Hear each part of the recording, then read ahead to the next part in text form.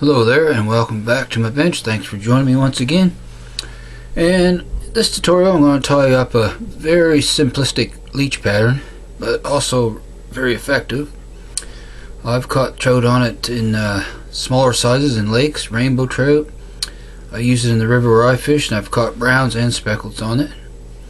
I find it works very well, good leech imitation.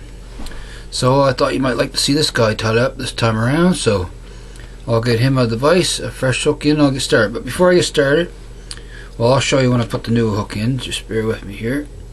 For the hook, it's a straight-eyed streamer hook, and I'm tying this guy on a size 4 here, larger size leech.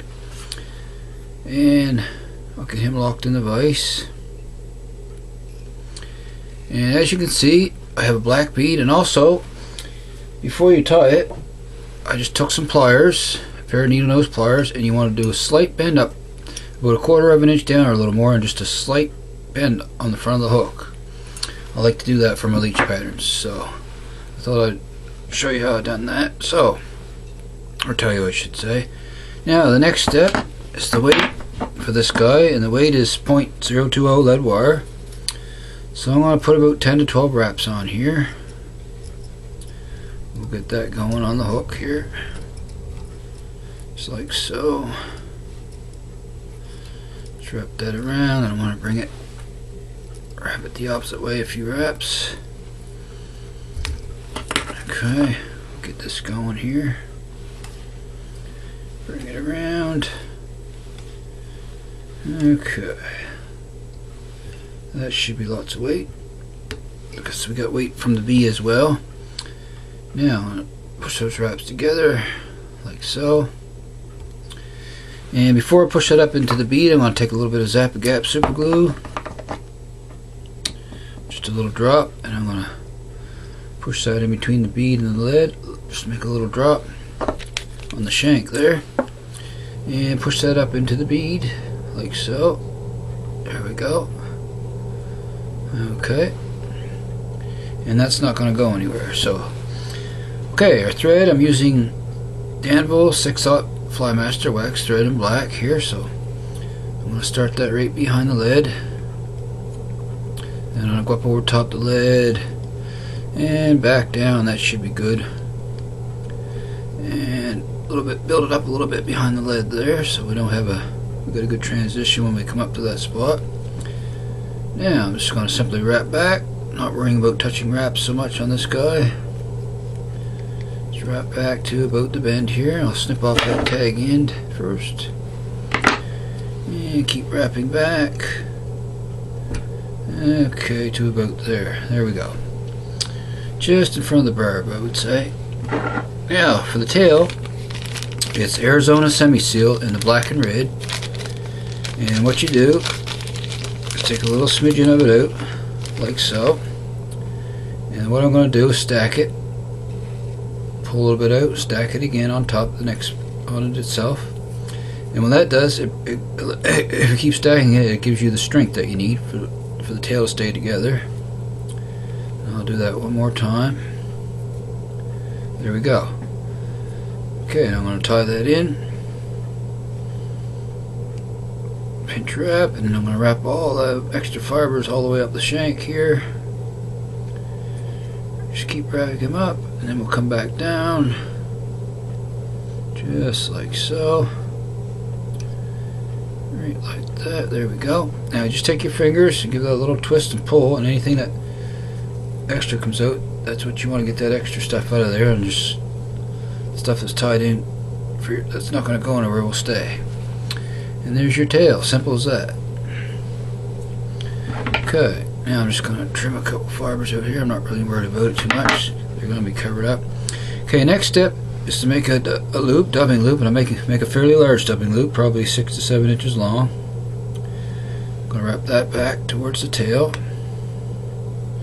Come around the base of that loop, whoops, a couple times. Lock that up in place.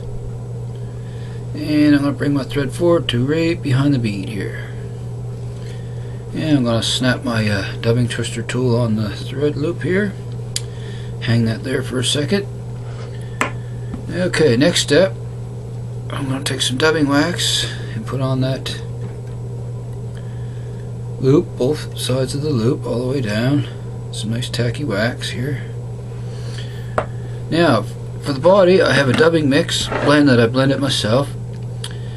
And what it is, it's acrylic yarn and some red UV flash. Now I'm going to put that in the dubbing loop here. And I don't want to put thick amounts. I want to keep the amounts sparse as I go down the loop. We don't want to overdo it on the amount that we put in the loop here. Just keep working down, just like so here. Okay, a little bit more. Okay, and like I was saying, I've caught quite a few fish on this pattern over the years. I tied a leech pattern earlier in some of my earlier videos, but not this exact pattern. Okay, there we go. That should do us right there. Now, I'm going to spin this guy up. I'm just going to hold that loop, pinch it, and spin my dubbing twister. Then release it. Spin it once again. Release it. And I'll do it one more time. Should do it for us. Okay. Now I'm just going to pull out any fibers that never got twisted in the loop, like so. So I want to keep the body thin. Now I'm going to throw in a quick half hitch here, right behind that bead, just like so there. Swing my bobbin cradle around. So I'm going to use my rotary here to wrap the body. We'll hang that there. Okay. Now we'll begin to wrap this guy up. Go up and then back again. First good wrap right in front of the tail here. Then we'll begin to wrap that forward. Just one right in front of the next as we go up. Just like so. Then we'll jump up onto the lead here. Same deal. Just keep going forward, and one more wrap should do us. There we go. I'll swing that out of the way. If you get a little too much, just pull a little bit down so you can tie it off there. Okay. Come up, wrap in front, thread behind once, twice, then back in front and wrap back to lock it in, snug it down. And I'll come in nice and close and snip that loop out of there. Okay, there we have that. Now, what I'm going to do next is I'm going to take a little bit of Zap-A-Gap super glue. And I'm going to put a little bit on the thread here. Just like so. And I'm going to right behind the lead make the bead, make 3 or 4 wraps. Then come in with my whip finisher. Oops. Just like so. And we'll get 4 or 5 turns there. Bring it in. Snug that down. Snip that guy off. And he's a done deal. Just like that. Like I was saying, it's a really simple pattern to tie. But I can guarantee you it catches fish. Sharp looking leech pattern, and it's got that color, that coloration that they just seem to like, that black and the reddish and purplish color through it. So anyway, one last step that I like to do is take my little Velcro dubbing brush here, and I'm just going to pick this guy out a little bit from the front all the way, the whole body here. Just pick those fibers out, just like so. There we go. Looks pretty good there. And just take it, sort of comb it back with your brush, whatever you like to use for a dubbing brush, just like so. And there we have it, another size 4 black leech. And just before I go, I want to show you what they look like when they're wet. So I got another one here. I'm just going to take it, my hackle pliers, dip it in the water, and I'm going to show you here.